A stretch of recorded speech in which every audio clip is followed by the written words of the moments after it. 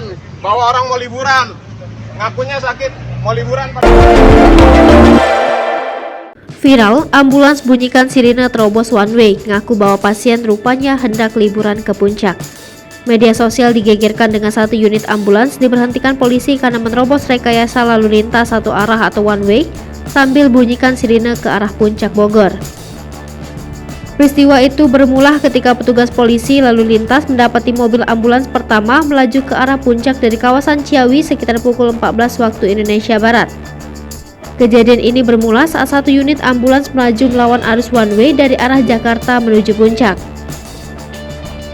Polisi yang tengah bertugas langsung menghampiri dengan niat awal membantu agar bisa memprioritaskan ambulans tersebut. Karena curiga, petugas kepolisian kemudian memeriksa isi mobil ambulans tersebut. Setelah diperiksa, rupanya mobil ambulans tersebut membawa rombongan wisatawan bukan pasien. Polisi akhirnya meminta sopir untuk turun dan membuka mobil berlogo Relawan Beringin itu. Saat ditanya lebih lanjut, sopir itu berkelih dan mengaku mengangkut pasien yang sedang sakit. Aksi adu mulut pun tak terhindarkan.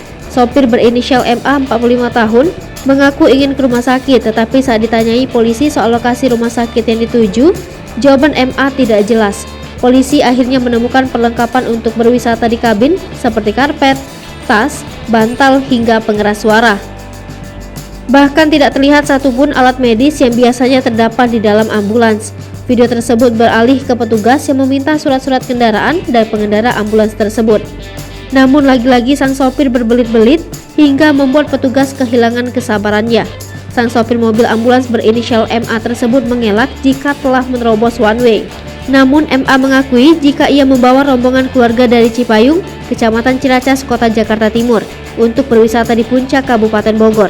Dhani menyampaikan ambulans tersebut ditindak lantaran melawan arus, tidak dilengkapi dengan surat tanda nomor kendaraan atau STNK dan pajaknya sudah mati sejak 2014. Hingga polisi juga menyita rotator, strobo dan mengamankan mobil ambulans tersebut. Untuk sementara ambulans tersebut ditahan oleh polisi. Hingga video tersebut viral menuai banyak warganet yang menyayangkan aksi oknum yang menyalahgunakan ambulans tersebut.